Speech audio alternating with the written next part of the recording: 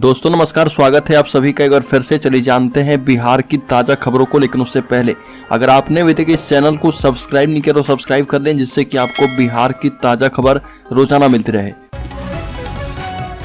सबसे पहली खबर, पेपर लीक मामले में एसके सिंघल की छुट्टी, आईपीएस शोभा आहोतकर को मिला है अतिरिक्त प्रभार। बिहार सिपाही भर्ती परीक्षा पेपर लीक मामले में परिषद के अध्यक्ष एसके सिंघल फंसे थे। अब सरकार ने बिहार सिपाही भर्ती चयन परिषद के चेयरमैन एसके सिंघल को हटा दिया है। उनकी जगह आईपीएस शोभा आहोतकर को चयन परिषद के अध्यक्ष का अतिरिक्त प्रभार दिया गया है। बता दें कि एसके सिंघल जनवरी 2022 में पदभार ग्रहण किए थे और बिहार में सिपाही भर्ती के लिए 1 अक्टूबर 2023 को एग्जाम हुए थे। 21,391 पदों के लिए परीक्षा हुई थी। अगली खबर, राज्यकर्मी का दर्जा मिलने से बेतिया के शिक्षकों में जश्न का माहौल है और शिक्षकों ने मुख्यमंत्री को धन्यवाद देते हुए कहा कि नीतीश कुमार से बड़ा कोई नहीं है। शिक्षक ने पूर्व डिप्टी सीएम सुशील कुमार मोदी के एक बयान को झूठा करार दिया है। दरअसल सुशील मोदी ने एक बयान में कहा था कि भगवान भी धरती पर आ जाएंगे तो शिक्षकों को राज्यकर्मी का दर्जा नहीं मिलेगा। शिक्षक चंदन कुमार ने बताया कि नया साल आने से पहले बिहार के शिक्षकों को बड़ा तोहफा बिहार सरकार द्वारा दिया गया है और मुख्यमंत्री नीतीश कुमार ने बिहार के नियोजित शिक्षकों का मान बढ़ा दिया है। अगली खबर, आरजेडी के सुप्रीमो लालू यादव को ईडी ने समन भेजकर आज अपने कार्यालय में पूछताछ के लिए बुलाया और लैंड फॉर जॉब मामले में चार्जशीट दाखिल होने के बाद पूछताछ करना चाहती है, लेकिन लालू यादव ईडी के समक्ष पेश होंगे या नहीं, इसका संशय है। बताया जा रहा है कि लालू यादव के वकील ही उनका पक्ष रखेंगे।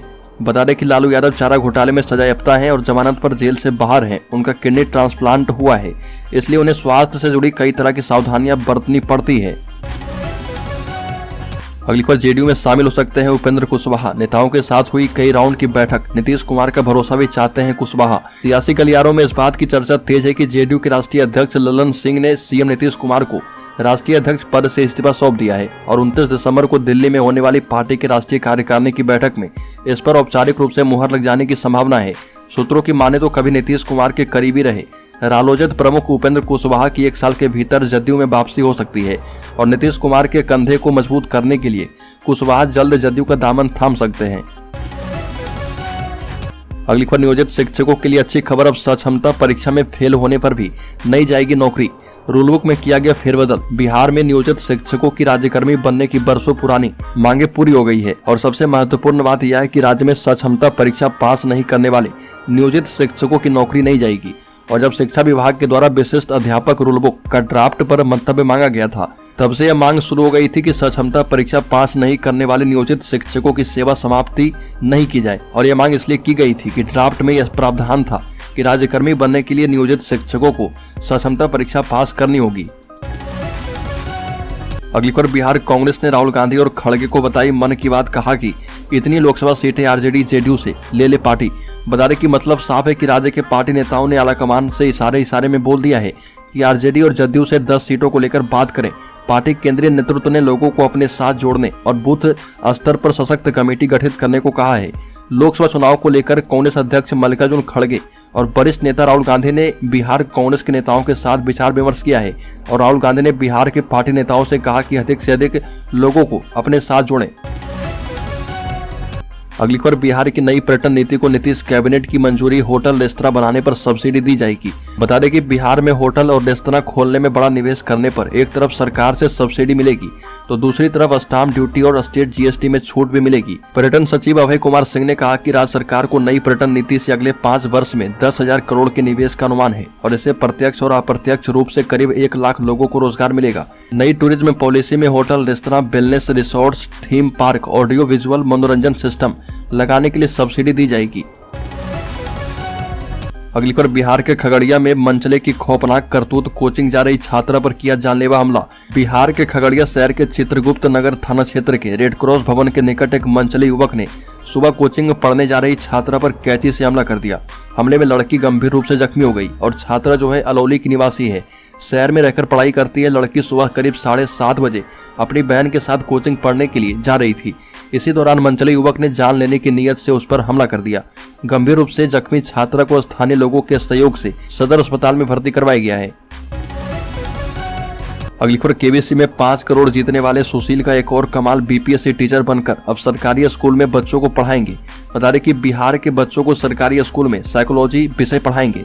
सुशील का चयन बीपीएससी शिक्षक नियुक्ति परीक्षा के दूसरे चरण के अंतर्गत वर्ग 11वीं 12वीं कक्षा के लिए हुआ है। 119वीं रैंक प्राप्त हुआ है। इसके साथ ही सुशील कुमार का चयन बीपीएससी शिक्षक कक्षा 6 से 8 में हुआ है। सोशल साइंस विषय के लिए उनको सिलेक्ट किया गया है, जिसमें उनकी रैंक है 1692। ये वही सुशील कुमार है जो कि साल 2011 में केबीसी सीजन 5 के विजेता बने थे और जहां पर उन्होंने 5 करोड़ रुपए की रकम जीती थी।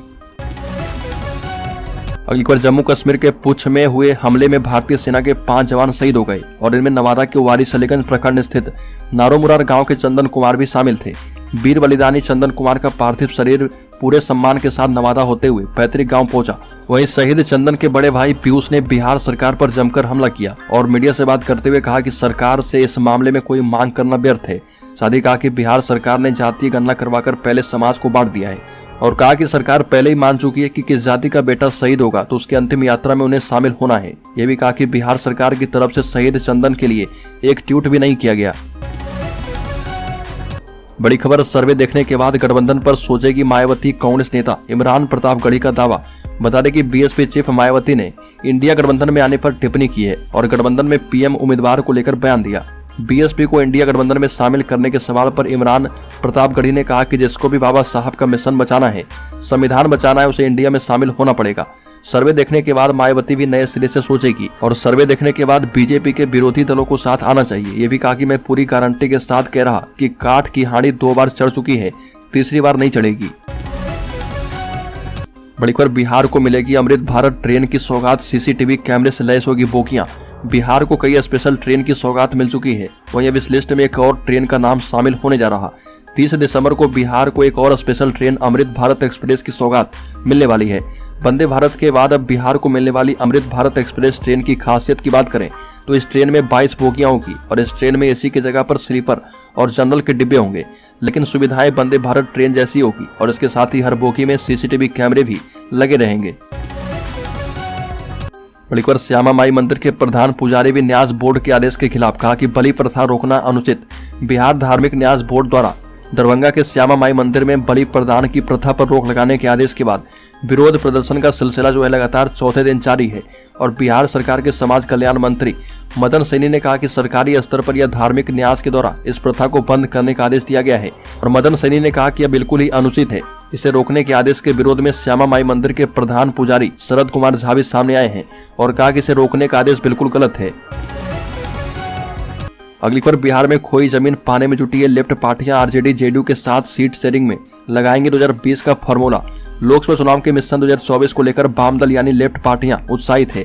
सीपीआई, सीपीएम और सीपीआईएमएल यानी भाकपा माले बिहार में अपनी खोई जमीन वापस पाने की जद्दोजहद कर रही है और बीते 3 सालों में राज्य में वाम दलों की सक्रियता फिर से बढ़ी है। 2020 के विधानसभा चुनाव में मिली सफलता ने उनकी उम्मीदें बढ़ा दी है। अब वाम दल फिर से अपनी खोई ताकत हासिल करने की हर संभव कोशिश कर रहे।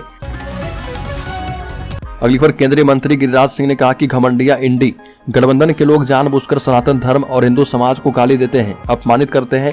नीतीश कुमार और लालू यादव साजिश के तहत ऐसा करवाते हैं। गिरिराज सिंह ने कहा कि आज देश के अंदर घमंडिया गठबंधन कभी अखिलेश यादव के मुंह से तो कभी लालू यादव और नीतीश कुमार से बुलवाते हैं, कभी कांग्रेस और राहुल गांधी स्टालिन की पार्टी से बुलवाते हैं। गिरिराज सिंह ने कहा कि जो लोग हिंदू धर्म को गाली दे रहे उनसे कहना चाहता हूं कि मुस्लिम धर्म स्वीकार कर लो। हिंदू धर्म ही सनातन है और सिख ही भारत के स्वाभिमान के प्रतीक हैं। अगली खबर, बिहार के 4.25 लाख नियोजित शिक्षकों को राज्यकर्मी का दर्जा मिलेगा। अब ये सहायक शिक्षक कहलाएंगे। नीतीश कैबिनेट ने इस पर मुहर लगा दी है। लोकसभा चुनाव से पहले से नीतीश सरकार ने बड़ा फैसला कर लिया है। नियोजित शिक्षकों को बिहार विद्यालय विशिष्ट शिक्षक रूल बुक 2023 के तहत राज्यकर्मी का दर्जा दिया जाएगा और इस फैसले से जो है 4.25 लाख नियोजित शिक्षकों को फायदा होने वाला है। काफी दिनों से इसकी चर्चा चल रही थी और पंचायती राज एवं नगर विकास निकाय संस्था अंतर्गत नियुक्त कार्यरत शिक्षक पुस्तकालय अध्यक्ष को राज्य सरकार ने राज्यकर्मी का दर्जा देने का निर्णय किया है। अधिसूचना के बाद पंचायती राज एवं नगर निकाय संस्था अंतर्गत नियुक्त कार्य करने वाले शिक्षक राज्यकर्मी माने जाएंगे और राज्य में प्रारंभिक एवं माध्यमिक शिक्षा के प्रभावी प्रबंधन और शिक्षा में गुणवत्ता में सुधार एवं शैक्षणिक वातावरण के निर्माण के लिए यह निर्णय किया गया है और इसके लिए बिहार विद्यालय विशिष्ट शिक्षक रूल बुक 2023 स्वीकृति की गई है। मुख्यमंत्री नीतीश कुमार की अध्यक्षता में हुई राज्य मंत्रिमंडल की बैठक में इस प्रस्ताव को स्वीकृति दी गई है। अगली खबर, सिपाही बहाली का प्रश्न पत्र लीक हुए और परीक्षा को रद्द हुए करीब 3 माह होने को हैं। अब तक जांच एजेंसी ने किसी भी पेपर लीक कांड के सरगना को गिरफ्तार नहीं किया है। इस बीच केंद्रीय चयन परिषद के अध्यक्ष पूर्व डीजीपी एसके सिंघल को उनके पद से हटा दिया गया है। 14 जनवरी 2023 को अध्यक्ष बनाए गए थे। उनके हटाने के बाद तरह तरह की चर्चा होने लगी कि अचानक सरकार ने सिंघल को क्यों पदमुक्त कर दिया।